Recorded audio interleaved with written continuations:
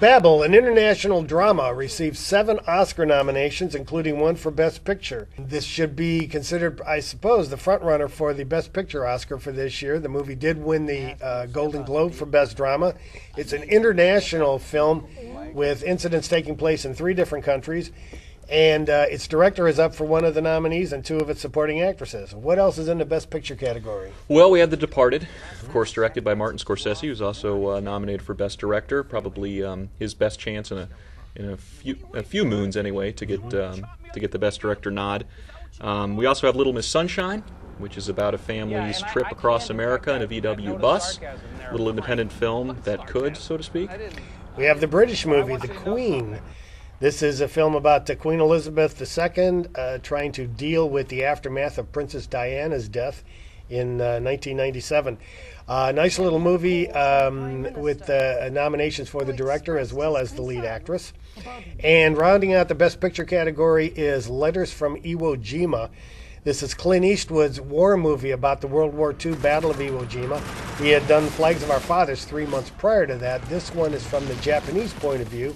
All of it in Japanese and extremely well made.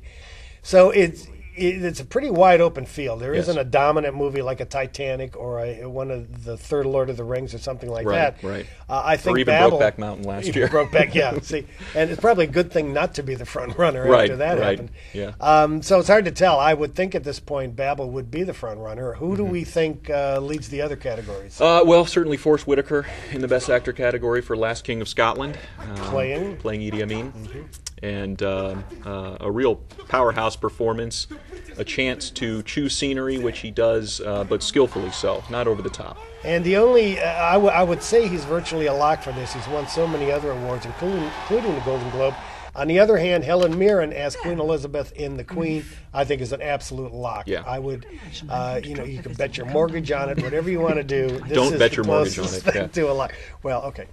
And the other ones in the supporting categories, we would think that Jennifer Hudson and Eddie Murphy, both in Dreamgirls, I think are the front runners. Yeah, certainly the most talked about leading up to this point. It was nice to see Hudson get nominated. Not exactly a surprise, of course, but she really did carry Dreamgirls, which, as you noted earlier, is interesting because the film has been nominated for 8 Oscars. 8 Oscars? But not Best Picture and not Best Director. No, that was a bit of a surprise. Other surprises? Well, I was surprised that Volver, the Spanish movie by Pedro Almodovar, was not nominated for foreign language film. We kind of expected that. They love him, although Penelope Cruz did get a nomination for Best Actress for that movie, deservingly. Yeah. I was surprised that Paul Greengrass was nominated for Best Director, but the film itself was not nominated United 93. For Best Picture of the year. Right. Certainly it had been on lists the entire year leading up to this, on critical lists, but it really, the only major nomination it scored was for directing. This is the chance between now and when the Oscars are given off for people who have not caught the movies, who want to have some kind of rooting interest if they watch the ceremony, to go out and catch some of these movies that are still out there in theaters. Many of them are well worth it.